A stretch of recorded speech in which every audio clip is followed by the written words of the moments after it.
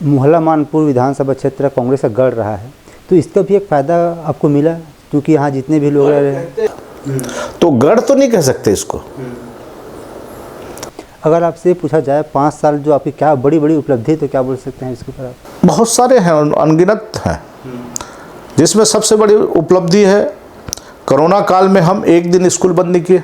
पिछले बार की तुलना से इस जीत का अंतर इस बार बढ़ा है, तो क्या आपके कामों को देखकर जनता पसंद किया? लोगों का जुड़ाव हमारे साथ ज़्यादा है, तो ऐसे व्यक्तिगत ज़्यादा रहा है। अभी कुछ योजनाओं का लाभ आम जनता तक मिली कि नहीं मिली, पहुँच पाई नहीं पहुँच पाई, या फिर सबसे बड़ी चीज़ है धान का जो कीमत, गरीब आदिवासी वहाँ के उनको मारा जा रहा है और नक्सली बता के अपना वाहवाही लूट रही है। बिल्कुल सही कह रहे हैं। मैं पीड़िया का नाम सुने होंगे आप, पीड़िया गए थे मैं अभी।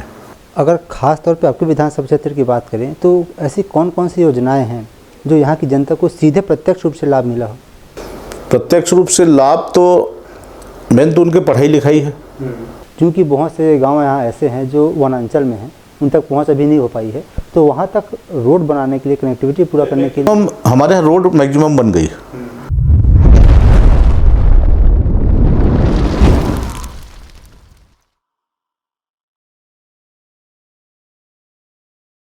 नमस्कार, आप सभी दर्शकों का एक बार फिर से बहुत बहुत स्वागत है। आप देख रहे हैं TNR न्यूज़ का खास कार्यक्रम सवाल जो आपका है, और मैं हूं आपके साथ रुपेश ठाकुर। जैसा कि आप जानते हैं, इस कार्यक्रम के माध्यम से हम लगातार अलग अलग लोकसभा विधानसभा क्षेत्रों में जा रहे हैं, नेता, मंत्री, विधायक और सांसदों से आपकी मुलाकात करवा रहे हैं और जान रहे हैं उनके जीवन के बारे में, उनके संघर्ष के बारे में, और साथ ही कुछ ऐसे सवाल जिनका संबंध सीधे आम जनता से होती है। आज के कार्यक्रम में हम पहुँच चुके हैं मोहल्ला मानपुर, और हमारे साथ मेहमान हैं यहाँ के विधायक इंद्र शाह मंडावी जी। सर, आपका बहुत बहुत स्वागत है। धन्यवाद। सर, चर्चा में आगे बढ़ेंगे उससे पहले कौन है इंद्र शाह मंडावी जी, कहाँ तक उनकी शिक्षा दीक्षा है, राजनीति में कैसा है, फिर आगे बढ़ेंगे। मैं इंद्र शाह मंडावी, मेरा गांव पानाबरस है। मेरे माताजी के नाम श्रीमती स्वरूप को स्वर्गीय हैं अभी, पिताजी के नाम स्वर्गीय श्री नीलकंठ शाह मंडावी, और वहीं 8वीं तक पढ़ाई पानाबरस में किया मैं। 8वीं के बाद 9वीं, 10वीं, 11वीं मोहल्ला शासकीय उच्चतर माध्यमिक शाला मोहल्ला में मैथ संकाय लेकर यहाँ पर पढ़ाई किया। फिर दुर्ग से पॉलिटेक्निक किया।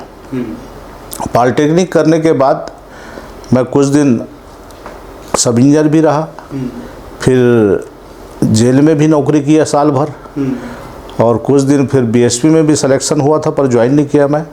फिर बैंक में ज्वाइन किया, यूको बैंक में मैं ज्वाइन करके लगभग 7 साल वहाँ नौकरी किया। यूको बैंक में रहते रहते मैं ग्रेजुएशन किया। ग्रेजुएशन के बाद PSC देके मैं सेल टैक्स इंस्पेक्टर बना, विक्रय कर निरीक्षक। वहाँ पे झाबुआ में रहा, झाबुआ के बाद बिलासपुर, बिलासपुर से फिर मैं आबकारी उप निरीक्षक के रूप में बस्तर में लगभग 27 साल काम किया मैं। ऐसा मेरा जीवन रहा, और अभी 2018 के पहले 2017 में मैं रिजाइन किया। 6 साल की नौकरी बची थी मेरी। नौकरी छोड़ के मैं यहाँ कांग्रेस प्रवेश किया और मोहल्ला मानपुर विधानसभा में अपना भाग आजमाया, और टिकट भी मिला, और यहाँ की जनता मेरे को 22,000 वोट से लगभग जितवाए, और माननीय भूपेश बघेल जी के आशीर्वाद से संसदीय सचिव भी रहा, वहाँ पे काम किया पूरा मैं। और अभी दोबारा टिकट मिलने के बाद हम 32,000 वोट से जीते। अब 32,000 वोट से जीतने के बाद लोकसभा चुनाव में भी 40,000 का लीड माननीय भूपेश बघेल जी को लोकसभा में, छत्तीसगढ़ का सर्वाधिक कांग्रेस का लीड जो मिला है, तो मोहल्ला मानपुर विधानसभा में सर्वाधिक मिला है। इसके पहले भी 2019 के चुनाव में लोकसभा के माननीय भोलाराम साहू जी को 28,000 का लीड दिलवाया था, वो अभी तक के रिकॉर्ड है। तो जब से मैं राजनीति में, कांग्रेस के राजनीति में आया, तब से मैं लगातार यहाँ पे लीड की हमेशा बढ़ोतरी हो रही है, और जनता का विश्वास, जनता का अपार प्रेम, यहाँ लोगों का एक अपनापन भारी रूप से मिल रहा है, जिसकी वजह से हम लोग सफल हो रहे हैं। हमारे कांग्रेस पार्टी के सभी सदस्य, बिल्कुल घरूबा माहौल यहाँ पे रहता है। घर में भी कभी भी आएंगे, कोई ऐसा बंदिश नहीं है कि मिलने जुलने का कोई समय या कोई ऐसा कोई नहीं रहता। कभी भी आके यहाँ मिल सकते हैं, यहाँ पे उनका घर है, यहाँ पे खा सकते हैं, पी सकते हैं, चाय पी सकते हैं, पानी पी सकते हैं। कोई यहाँ पे कोई बंदिश नहीं है। बाकी नेताओं के यहाँ तो बंदिश भी रहता है, समय मिलेगा तब, आज के लिए आपके पास समय नहीं है, ऐसा टाइप का रहता है। पर मेरे यहाँ ऐसा कोई नहीं। जी सर, ज़्यादातर ऐसा होता है कि एक बार जैसे गवर्नमेंट जॉब मिलने के बाद लोग अपने आप को एक जगह स्थायी कर लेते हैं, लेकिन आपके जीवन में ऐसा क्या हुआ आपके साथ कि आपके पास बेहतर जॉब था, उसके बाद आप जॉब को छोड़कर राजनीति में आ गए? ऐसा क्या मोमेंट बना? मैं सेकंड क्लास अफसर था, मैं सहायक जिला आबकारी अधिकारी था, जिसका हर चीज़ अच्छा था। एक पद भी था, रुतबा भी था, दुर्ग जिले में था। पर मेरी एक मंशा थी कि मेरा जो क्षेत्र है, आदिवासी बहुल क्षेत्र है, यहाँ पे पढ़ाई की बहुत समस्या थी, नौकरी चाकरी की बहुत समस्या थी। ये सब चीज़ को देखते हुए मैं राजनीति में आने का सोचा। यहाँ पे मैं किसी से पूछा नहीं, परिवार से भी नहीं पूछा, किसी से नहीं पूछा। बस एक जुनून था, तो जुनून के हद तक के गया और फिर राजनीति में यहाँ पे पदार्पण किया, और जिसका कांग्रेस में अच्छा परिणाम भी मिला उसको। कांग्रेस पार्टी है क्यों? आपके पास तो बीजेपी का ऑप्शन था, क्योंकि उस समय बीजेपी की सरकार। नहीं, शुरू से कांग्रेस में एक आस्था थी। हम लोगों का जो आदिवासी जो बहुलता है, तो उसमें एक संविधान के मानने वाले और आदिवासियों को जो संरक्षण देने वाली पार्टी तो कांग्रेस पार्टी है। भाजपा हमेशा एक हीन भावना से रहता है, आदिवासियों को, पिछड़ा वर्ग को, दलित को हमेशा हीन भावना से देखें। तो वो सब चीज़ देखते हुए शुरू से एक मानसिकता थी कि कांग्रेस में हम ज्वाइन करें, और कांग्रेस में रहे। नौकरी में रहते हुए भी हल्का फुल्का कांग्रेस के लिए मैं काम करता था। तो शुरू से एक मन में था, और फिर यहाँ लोगों के साथ भी थी, लोगों का साथ भी था मेरे साथ में, तो बेनिफिट हमको मिला उसका। 17 में आप रिज़ाइन किया, 18 में आप दावेदारी की, आपको टिकट मिल भी गया, जबकि उससे पहले कांग्रेस के यहाँ एमएलएस थे। क्या ऐसा आपको शुरू से लगा था कि जब मैं कांग्रेस ज्वाइन करूँगा तो मुझे टिकट मिल जाएगा? नहीं, मेरे पहले जो कांग्रेस के एमएलए थी वो सिर्फ 956 वोट से जीती थी। उसके पहले शिवराज उसारे जी थे कांग्रेस के विधायक, वो 3000 या 4000 वोट से जीते थे। उसके पहले भाजपा का 2 बार विधायक रहा, 1998 में 3 तक के, और 3 से 8 तक के। तो शुरू से उनका ये कम रहा, तो विश्वास था कि हम बढ़ेंगे, और यहाँ पे मैं काम भी कर रहा था, तो विश्वास था कि यहाँ पे अच्छा मिलेगा, और मिला, वो प्रतिशत मिला। 18 में पहली बार चुनाव लड़ रहे थे, आपका राजनीतिक बैकग्राउंड ऐसा है नहीं कि चुनाव में कोई राजनीति में सक्रिय हो, तो किस प्रकार का आपके अंदर बात चल रहा था? क्योंकि अब जो आपके विपक्ष में थे वो भी दमदार थे, बीजेपी। नहीं, ऐसे पहले तो थे, उतने दमदार नहीं थे। जिला पंचायत सदस्य रही शुरू में, जब मैं आया तब वो, पर वो एक घमंड में थे कि 15 साल तक के हमारा शासन है कांग्रेस भाजपा का, तो हम लोगों का फायदा मिलेगा रमन सिंह का। पर ऐसा नहीं है।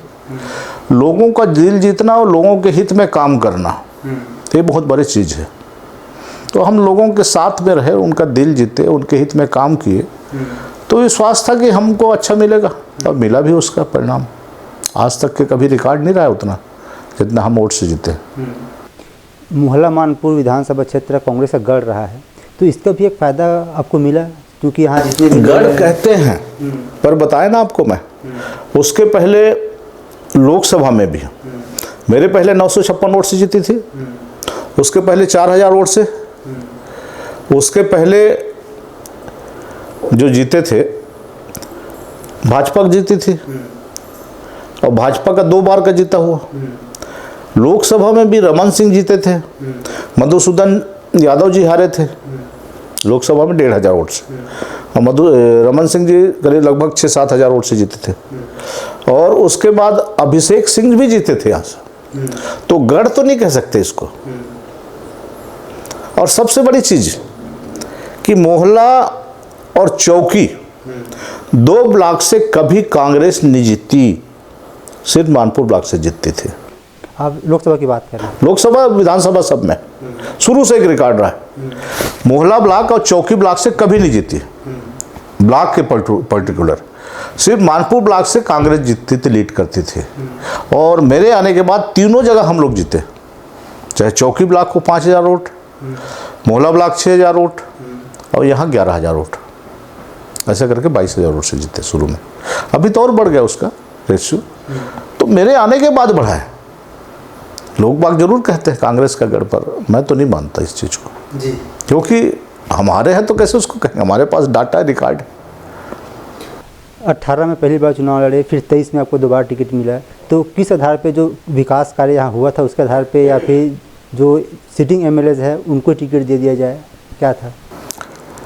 टिकट के लिए तो सब दावेदारी करते हैं, बहुत सारे दावेदार थे, पर यहाँ पे मेरे बनने के बाद सबसे पहले शिक्षा के क्षेत्र में बहुत काम किया मैं।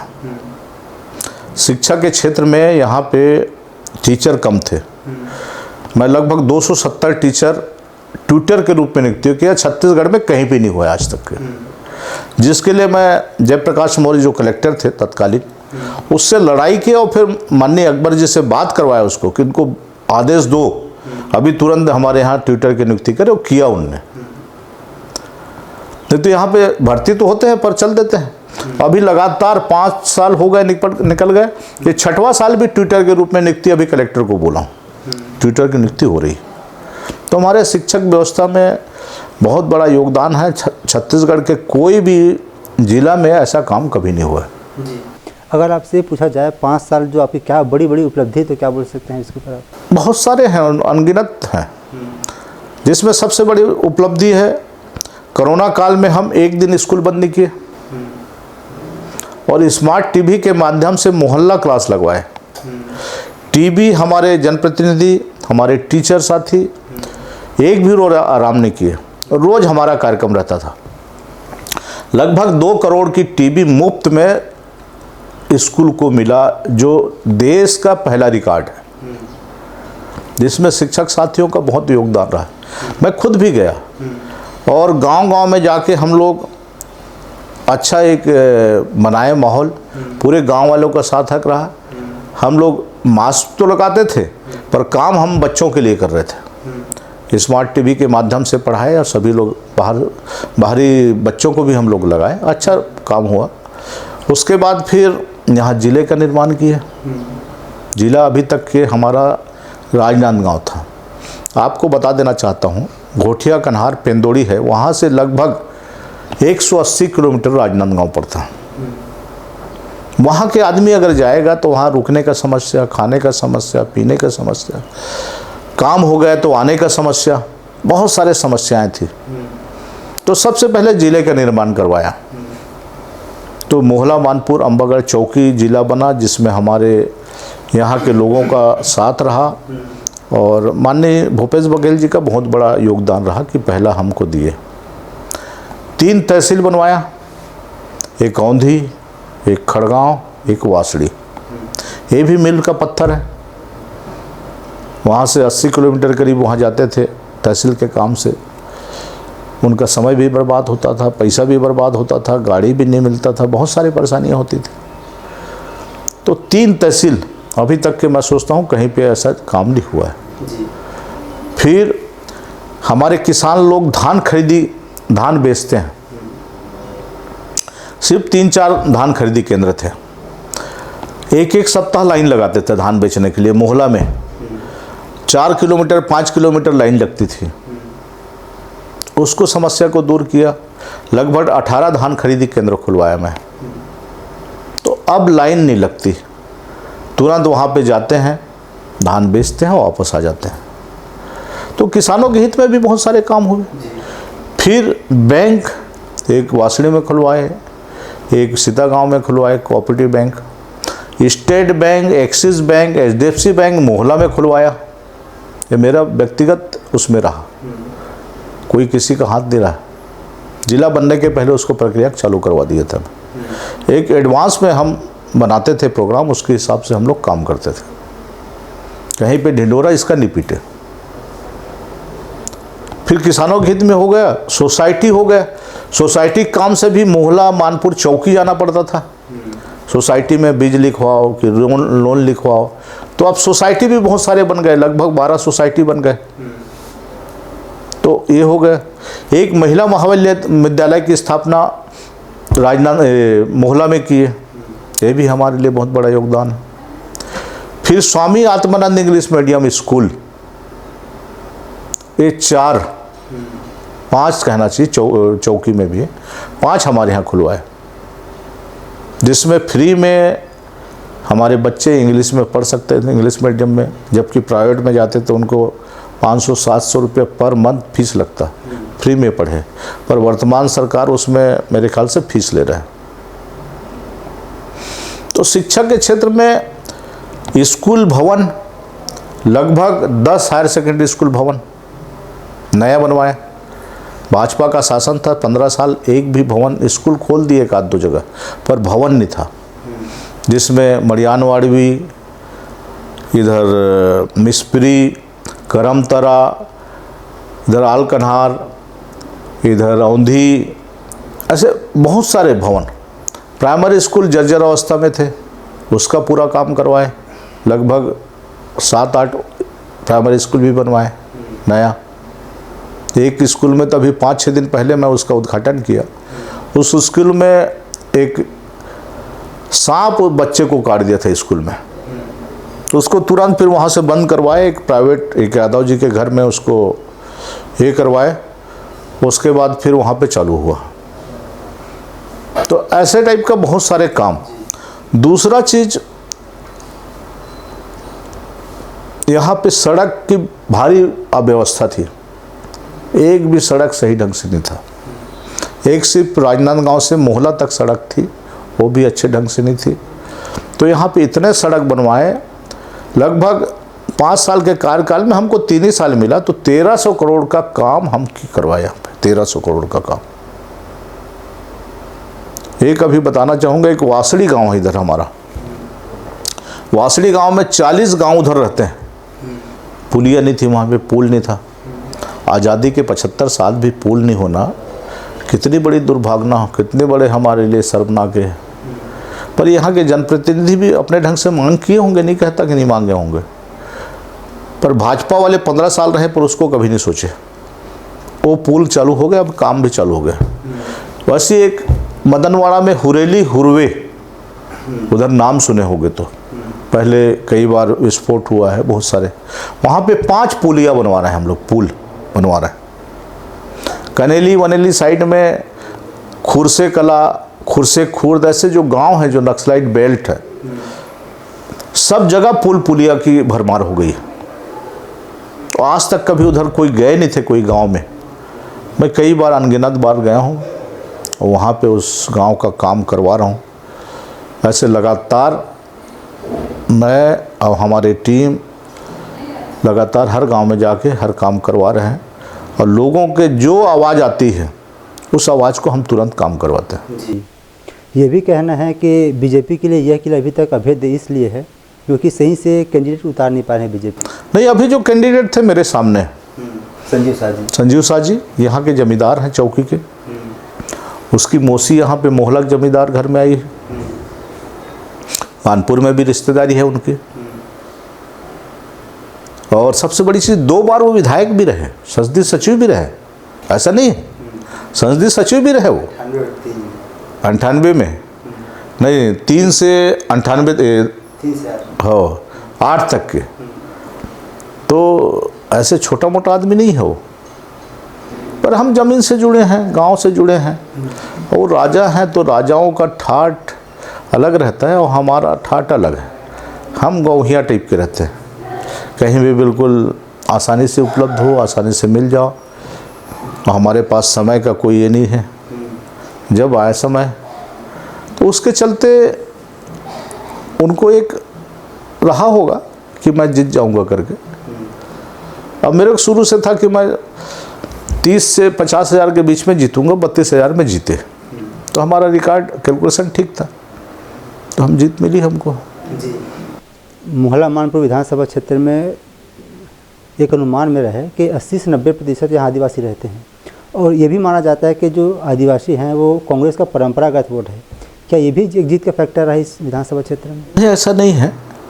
मोहला मानपुर विधानसभा में 70% करीब आदिवासी है, 30% अन्य है।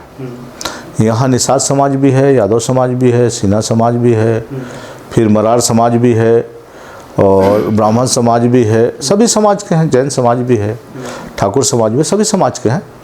70% हैं, पर मतलब 66-70% करीब है। पर वही बताया ना आपको मैं कि मोहल्ला ब्लॉक और चौकी ब्लॉक में कभी नहीं जीते थे, कभी नहीं जीते थे अपन, अभी जीते हैं मेरे आने के बाद।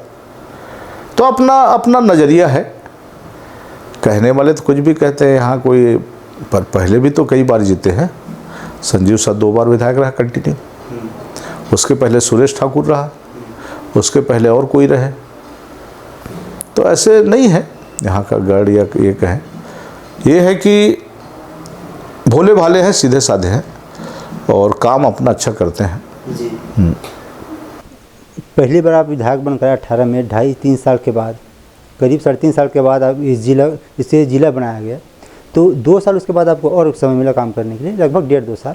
तो जिला बनने से पहले और जिला बनने के बाद दोनों में जब आप काम किए तो कितना अंतर लगा, विकास की गति में कितनी तेज़ी आई? नहीं, बहुत तेज़ी आई। जैसे हम कलेक्टर के पास वहाँ जाते थे पहले, राजनांदगांव, अब जाना नहीं पड़ता था। एसपी के पास जाते थे, जाना नहीं पड़ता था। डीओ के पास जाते थे, जाना नहीं पड़ता था। एसी सहायक आयुक्त ट्राइबल के पास जाते थे, नहीं जाना पड़ता था। तो यहाँ पे काम अधिकारी भी अच्छा मेहनत किए। यह है कि संसाधन ऑफिस थोड़ा कम खुल पाए हैं, पर मैक्सिमम ऑफिस तो खुल ही गए हैं। तो ऐसा नहीं है कि यहाँ पे पहले तो बहुत कम होता था काम, कोई अधिकारी आते नहीं थे और कोई यहाँ से अप डाउन ज़्यादा करते थे, कोई छोटे मोटे अधिकारी। अब प्राय यहीं रहते हैं, अपना संसाधन जुटा लिए हैं। हाउसिंग बोर्ड की वजह से कुछ मकान भी बन गए हैं, तो काम अच्छा हो रहा है यहाँ पे।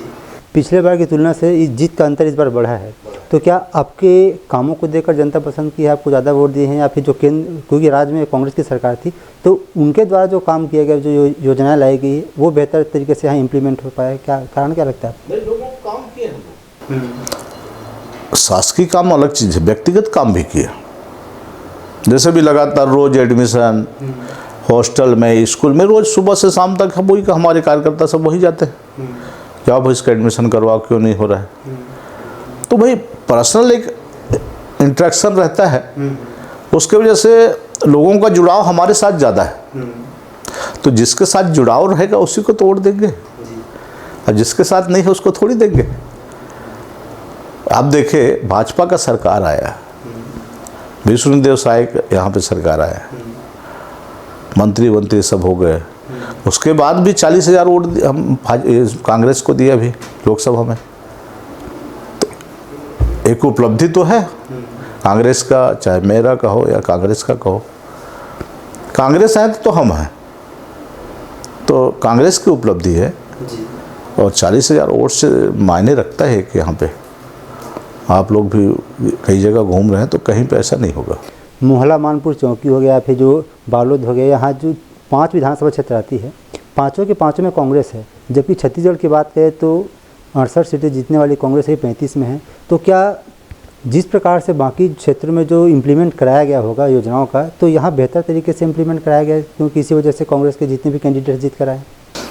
इसमें जो प्रत्याशी हैं, जो विधायक हैं, उनका व्यक्तिगत एफर्ट्स भी है। उनका काम करने का ढंग कैसा है, लोगों के साथ जुड़ाव कैसा है। और काफ़ी जगह क्या है, जैसे हम में भी थे कि हम लोग पुराने नेता हैं, हम लोग जीत जाएंगे, ये भी था। पर अभी तो ऐसा नहीं है। हमारे यहाँ जितने जीते हैं वो सब अपने व्यक्तिगत प्रभाव की वजह से जीते हैं। इसमें कांग्रेस का भी हाथ है, पर व्यक्तिगत भी ज़्यादा है। चाहे बालोद हो, चाहे गुंडरदेही हो, चाहे अनिला भेड़िया हो। अनिला भेड़िया के प्रचार में भी मैं गया था, मैं शुरू में पहले भी गया था, अभी भी गया था। तो वहाँ पे जब मैं जाता हूँ तो वो अपना ही विधायक समझते मेरे को। तो ऐसे इधर भी सब जगह वैसी रहा। जी में भी जो इस बार, क्योंकि कैंडिडेट भी बदले थे, पिछले बार छन्नी साहू थे, इस बार भोलाराम साहू थे। भोलाराम साहू, वो भी 15,000 का मार्जिन के साथ में भी लोकसभा में दिए। उनका भी व्यवहार बढ़िया है। तो ऐसे व्यक्तिगत ज़्यादा रहा है अभी। क्या आपको वाकई लगता है कांग्रेस के जो कार्यकाल रहा 5 साल का, उसमें योजनाएं जो बनाई गई है, उस योजनाओं का लाभ आम जनता तक मिली कि नहीं मिली, पहुंच पाएगी? बहुत मिली है, बहुत मिली। तो वोट में कैसे कन्वर्ट नहीं हो पाए? सबसे बड़ी चीज़ है धान का जो कीमत, पहले 15 साल रहा, कभी नहीं दिया। कांग्रेस ने 2500 बोले पर 2660 2640 दिए। अभी 3200 देने का वादा किए थे, देते भी। पर इसमें कहा जाए तो कांग्रेस की अंदरूनी लड़ाई की वजह से भी हम लोग हारे। एक दूसरे के निपटाने के चक्कर में, इनको निपटाओ तो मैं आगे मेरा नंबर लगेगा, इसको निपटाओ तो आगे मेरा नंबर लगेगा, ऐसे टाइप का रहा है। सही बात तो ये भी है, तो कांग्रेस आ जाती, इसमें हारती नहीं कांग्रेस। कुछ समय पहले हमारी इंटरव्यू इस कार्यक्रम में टी एस जाबा जी के साथ हुई, तो उनका भी यही कहना है कि कांग्रेस पार्टी में जो कांग्रेस सरकार द्वारा जो योजनाएं लाई गई थी वो बहुत बेहतर था, बढ़िया था। हाँ, लेकिन जो कांग्रेस पार्टी के भीतर जो अंदरूनी कलह थी वही हार के कारण। बिल्कुल सही कह रहे हैं महाराज साहब। मैं भी अभी 23 तारीख को गया था तो वहाँ पे चर्चा हुई मेरी, तो वही बोले कि यहाँ पे एक दूसरे को निपटाने में लगे रहे मंडावी, नहीं तो हम लोग भी जीत जाते। हालांकि भूपेश बघेल जी पूरे मंत्रिमंडल बढ़िया काम किए थे और हर क्षेत्र में काम किए थे, बच्चों के लिए हो, और अभी तो सरकार आती तो बच्चों को फीस भी नहीं लगता, चाहे मेडिकल कॉलेज हो, चाहे इंजीनियरिंग कॉलेज हो, चाहे हायर सेकेंडरी हो, जो गवर्नमेंट कॉलेजेस हैं वहाँ पे फीस नहीं लगता, फ्री में पढ़ते वो लोग। तो ऐसे बहुत सारे ये थे, पर जो दुर्भाग्य है जी, जो बड़े बड़े नेता थे कांग्रेस के, उस पर करप्शन का जो चार्जेस लगा है ठीक चुनाव से पहले, क्या अभी ये भी बहुत बड़ा कारण रहा है? लोग की जो विश्वास था सरकार के ऊपर वो कहीं ना कहीं कम हुआ? उससे नहीं, वो अपना जैसे भी किए होंगे, बाकी उससे कोई फर्क नहीं पड़ता। मैं बताया ना, जितने व्यक्तिगत वजह से हमारे कांग्रेस के कैंडिडेट हारे, हम भी हो जाता है कभी कभी। महतारी वंदन योजना कितना बड़ा इम्पैक्ट डाला? महतारी वंदन योजना कोई बड़ा नहीं है, क्योंकि ये भी कहना है कि कांग्रेस के कई नेता से जो वर्तमान में विधायक या फिर रह चुके हैं उनसे हमारी मुलाकात हुई, चर्चा हुई, तो उनका ये कहना है कि रात भर जगे उनके कार्यकर्ता बीजेपी के और फॉर्म डलवाए। इसी वजह से जो आधा वोटर हैं, महिला पुरुष अलग अलग होते हैं, तो आधा तक वोटर कहलाते हैं उन लोग, पूरा एक आधी आबादी बीजेपी की तरफ शिफ्ट हो गई। इसी वजह से बीजेपी को मार्जिन मिल गया जीत के लिए। नहीं, ऐसा नहीं है, मैं तो नहीं मानता इस चीज़ को। मैं तो कई जगह गए, बालोद ब्लॉक में गए, मैं मतलब डोनी लोहारा में कई जगह बोले, तो मैं बोला देखो, अगर आपको मिलता है 1000 में क्या होगा? दूसरा चीज, आप उसमें आदी हो जाओगे,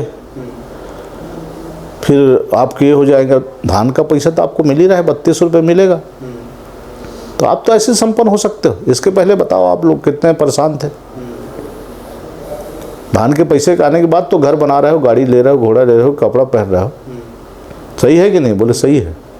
पर चूंकि शहर में इसका प्रतिशत हमारा जो ये है, कहा जाए शहर में कांग्रेस पार्टी का योगदान थोड़ा सा कम रहा। अगर कांग्रेस पार्टी का योगदान शहर में रहता तो शहर भी हम लोग जीतते, पर हमारी अंदरूनी लड़ाई की वजह से हारे हैं। इसमें कोई किसी को दोष देना, जो हारते हैं वो सब दूसरे को दोष देते हैं, तो मैं तो कभी नहीं मानूंगा इस चीज़ को। अगर खास तौर पे आपके विधानसभा क्षेत्र की बात करें तो ऐसी कौन कौन सी योजनाएं हैं जो यहाँ की जनता को सीधे प्रत्यक्ष रूप से लाभ मिला हो? प्रत्यक्ष रूप से लाभ तो मेन तो उनके पढ़ाई लिखाई है, उनके भविष्य बनाना बच्चों के लिए। दूसरा, उनका जो खर्च होता था, जैसे अभी एक उदाहरण दिया, वासड़ी में जो पुल बन रहा है, भोजटोला वासड़ी पुल, 40 किलोमीटर घूम के जाना पड़ता था, उसकी वजह से नहीं हुआ। एक और पुल है यहाँ पे अभी, डोड़के विचारपुर पुल, उसमें भी 50 किलोमीटर घूम के जाना पड़ता था। अब पुल नहीं होने की वजह से लोकसभा चुनाव में वो लोग बहिष्कार कर दिए थे। कलेक्टर एसपी की हिम्मत नहीं हुई वहाँ जाने की। मैं गया वहाँ पे, मनाया उनको, और विश्वास तो नहीं दिया मैं, पर आश्वासन दिया कि मैं इस पुल को बनाऊंगा। पुल बन गया, अभी बढ़िया वोट मिला हमको उसका। सड़क इधर बिल्कुल नहीं था, ना कोई सामाजिक भवन, ना कोई कुछ, एक भी कोई ऐसे शासन की योजनाओं का लाभ नहीं मिला था। तो इस क्षेत्र में पहले पूरा भाजपा का एक गढ़ था, वासड़ी जो क्षेत्र 40 गांव, पर वहाँ पे जब मैं गया, और संजीव शाह की जमींदारी थी वहाँ पे, पर वहाँ पे जाके मैं हर गांव में बैठक किया, गांवी बैठका के रूप में। सुबह हमारा 6:30 बजे गांवी बैठका हो जाता था गांव में, ठंड में। गंवई बैठका के रूप में हम लोग बैठते थे, उनके साथ वार्तालाप करते, चर्चा करते थे, वहाँ की समस्याओं को सुनते थे। उसके हिसाब से वहाँ पे जैसे 3 काम मांगे तो 1 काम देते थे, क्योंकि गांव बहुत सारे हैं। और आज वहीं पे पूरा वोट हमको मिला है, भाजपा को बिल्कुल वोट नहीं मिला है, ये भी एक रिकॉर्ड है। तो ऐसे हर गांव में बैठका के रूप में हम लोगों ने जो काम किए, और जहाँ पे दौरा में जा रहे हैं तो वहीं पे 2 बजे के लगभग जहाँ पे पहुँचने का रहता था वहाँ पे खाना बनवाते थे हम लोग। गांव वालों से बोलते थे, पैसा दे देते हैं अपन लोग, उनका नहीं खाए, कहीं कहीं खिलाए भी कि खिला सकते हैं करके, पर हम लोग ज़्यादातर पैसा दिए, 2000-3000 चलो भैया रख लो, खाना खिलाया करके। तो 25-50 लोग जितने भी हम लोग रहते थे, तो ऐसे करके वहाँ पे अच्छा हमको मिला, एक अपनापन मिला। उनके बीच बैठ के खाने पीने से और बैठने से भी बहुत फ़र्क पड़ता है। पहले नेता ये रहते थे कि हम लोग नहीं बैठना इनके साथ में, छोटा आदमी है कि गरीब है, हम खुद गरीब हैं। मैं जब पढ़ता था तो आपको बता देना चाहता हूँ, पाना बरस से चौकी तक पैदल जाता था, 35 किलोमीटर।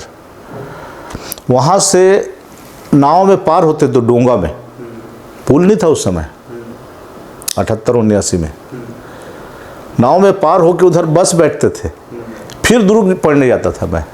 और उस समय टैक्सी चलती थी, टैक्सी में चावल वावल लेके जाते थे, बहुत दिक्कत होता था। मतलब उस दिन को याद करो तो आज ऐसा लगता है कि दुआ स्वप्न है। तो मेहनत बहुत किए हैं। फिर छुट्टियों में नांगर जोतना, धान काटना, भाला ढुहारना, कछार में काम करना, ये सब काम किया हूँ मैं, कोई काम ऐसे अछूता नहीं है मेरा। अभी भी वो ज़िंदगी का आपके जीवन का हिस्सा है कि इससे आप दूर हट गए? नहीं, अभी भी समय मिलता तो चल देते हैं गाँव। आज से लगभग 1 दशक पहले ये जो एरिया है, विधानसभा क्षेत्र, ये कहीं ना कहीं नक्सल प्रभावित कहा जाता था, कई इलाके आते थे। मेरे बनने के पहले तक के उसको ही मानते थे, मेरे बनने के पहले तक के। मैं खुद पहले जब चुनाव लड़ा ना, सबसे पहले नक्सल प्रभावित क्षेत्र है करके वहाँ पे पहले काम कर डाला, उसके बाद दूसरे क्षेत्र को किया। पर अब ऐसा हो गया कि हर गांव में मेरे आदमी हैं।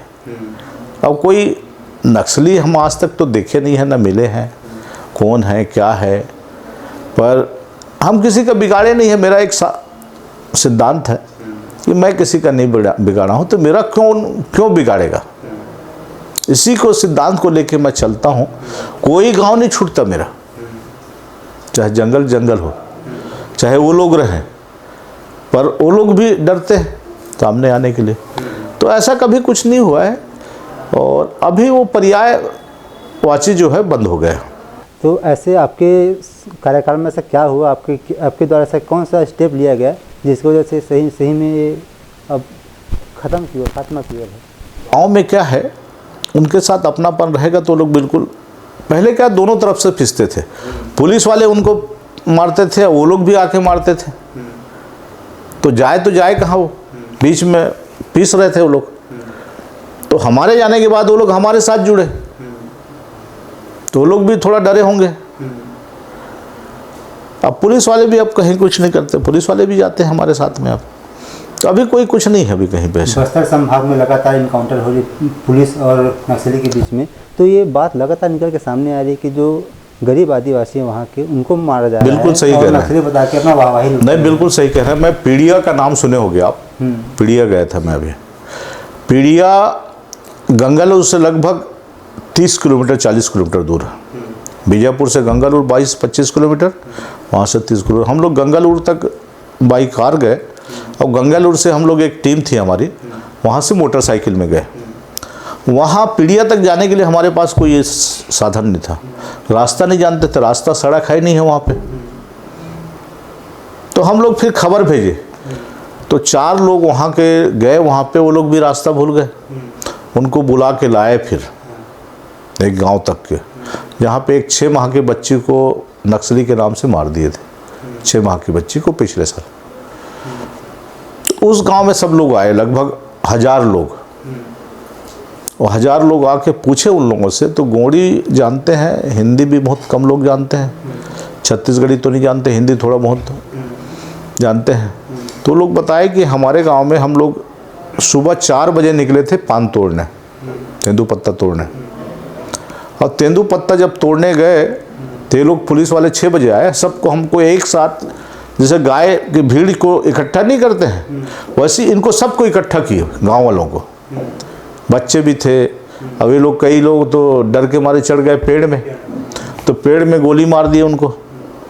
तो 12 लोग जो निर्दोष थे उनको मार दिए। 6 बच्चों को गोली लगी थी जो हॉस्पिटल में थे, हॉस्पिटल भी गए थे बीजापुर।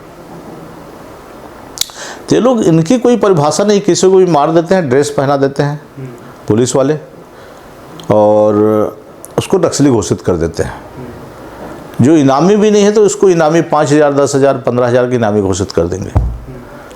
उसमें मैं गांव वालों से पूछा तो बताए इसमें 2 जो हैं पहले संगम सदस्य के रूप में थे, पर आज के तारीख में संगम सदस्य भी नहीं है। नक्सली तो नहीं थे पर संगम सदस्य मतलब उनके साथ में जाना, उनके साथ में जाते थे और फिर साथ में रहते थे करके। बाकी अभी नहीं है, अभी तो बीमार है तो कोई नहीं है, पर उनको भी बना दिए नक्सली। मतलब अन्याय तो है, किसी को भी मार देना और उनको नक्सली बता देना। अभी हमारे यहाँ भी कई लोगों को ऐसे कर रहे थे, तो फिर मैं एक स्टेप लिया, फिर वहाँ पे आंदोलन का रूप ले रहे थे तो वहाँ से बंद हुआ हमारे यहाँ। तो हमारे यहाँ भी किसी को भी चलो अंदर कर दो, ये नक्सली का सहयोगी है करके। तो ये लोग इनाम पाने के चक्कर में अपना नाम बढ़ाने के लिए और प्रमोशन लेने के लिए करते हैं। पुलिस वाले, सिपाही है तो हवलदार बन जाएगा, हवलदार है तो सब इंस्पेक्टर बन जाएगा, टीआई बन जाएगा, तो ये प्रमोशन के लिए लोग करते हैं। वास्तविक में लोग कहीं पे नक्सली के नहीं है। उप मुख्यमंत्री विजय शर्मा जी का कहना है कि हम बातचीत का रास्ता अपनाएंगे, लेकिन जो मुठभेड़ हो रही है और जो जितने नक्सली आत्मसमर्पण कर रहे हैं, तो ये भी नहीं लगता कि सही दिशा में आगे बढ़ रही है? कुछ नहीं है, ये लोग तो बड़बोलेपन है इन लोगों का। अभी कुछ इन लोगों को पता भी नहीं है कहाँ पे कैसे चलना है, क्या है, पर पद मिल गया है तो कुछ भी बोल के अपना वाई लूट रहे हैं। बाकी यहाँ पे आप देख लो कि वसूली भारी चल रही है। तो सट्टा चालू हो गया, जैसे महादेव ऐप कह रहे थे पर अभी भी ऐप चल ही रहा है, तो उसको क्या विष्णुदत्त साहब ऐप कहेंगे? है बंद तो नहीं हुआ है वो, कहाँ बंद हुआ है? रोज पकड़ा रहे हैं। अब कल भी दुर्ग का देख रहा था, वो एक वहाँ पे एडिशनल एसपी है ऋचा शर्मा, पहले एक्साइज में थी वो सब इंस्पेक्टर, उसका देख रहा था, वो पकड़ी है गाड़ी में। तो ऑनलाइन चल रहा है, ये बंद कहाँ हो रहा है और चालू यही लोग करवा रहे हैं। तो इनके कहने और करने में बहुत अंतर है। भाजपा की कथनी और करनी में बहुत अंतर है। और हमारे यहाँ तो ऐसा है कि भाजपा का शासन आ गया तो यहाँ पे छोटे छोटे जो कार्यकर्ता हैं वो भी भारी नहीं हाँकते हैं। यहाँ पे जो चुने हुए प्रतिनिधि हैं उनको ना बुला के, उनको बुला के लोग चीफ गेस्ट बना रहे हैं।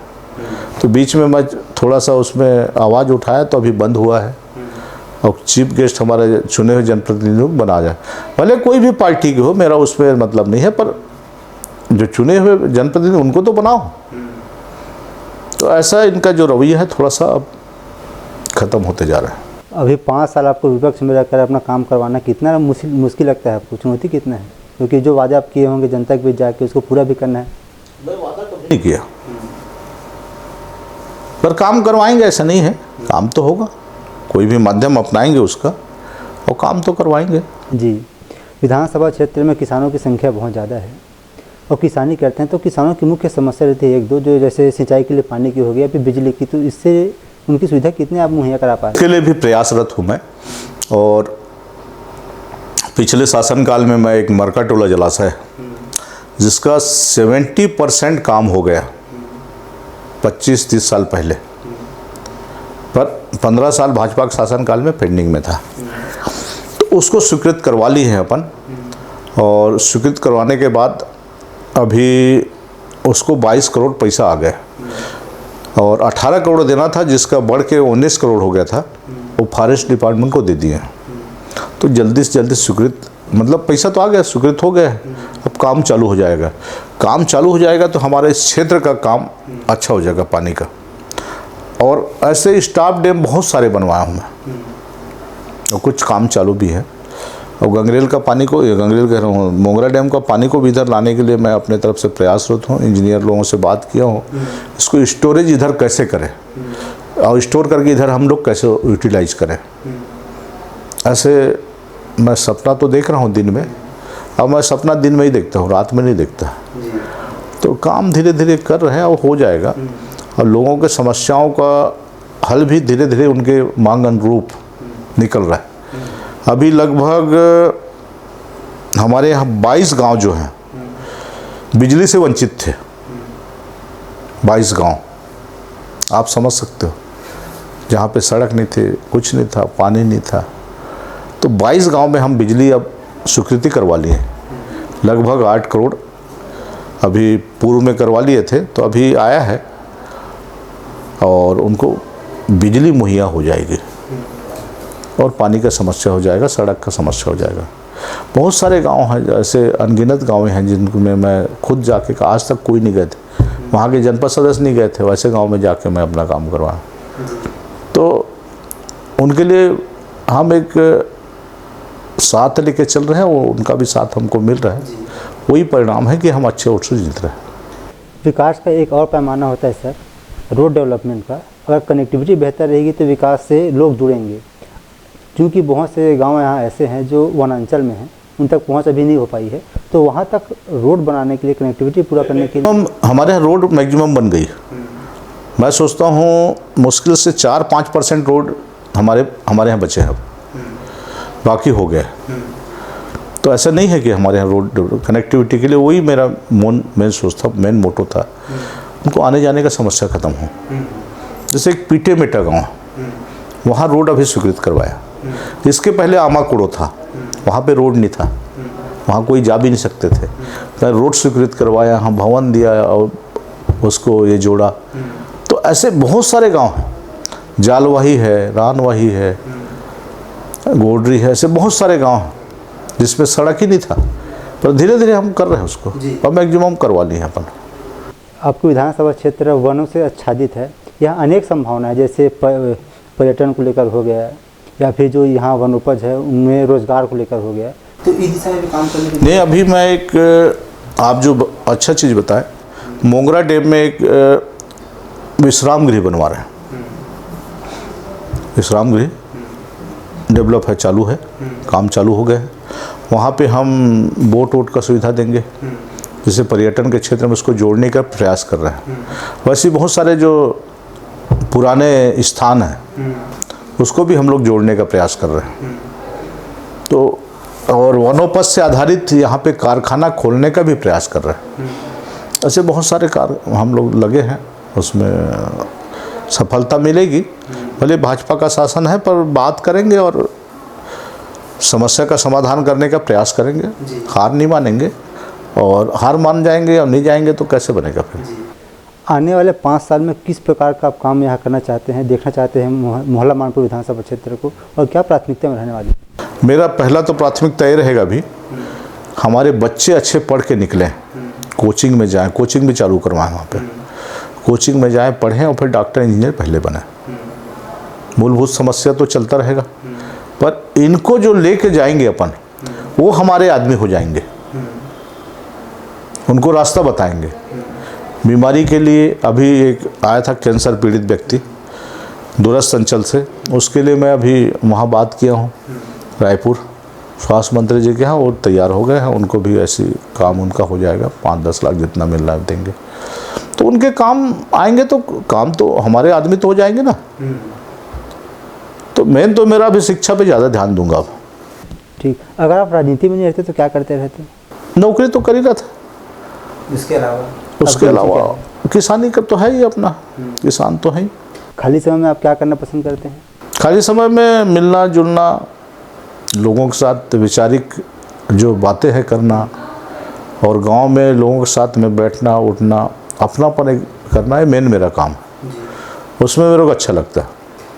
इंद्र शाह मंडावी जी अपना राजनीतिक करियर कहाँ तक देखते हैं? मंत्री, मुख्यमंत्री? करियर मैं इसमें इस सोपान पे नहीं जाता मैं, पर जहाँ पे हमको मौका मिलेगा।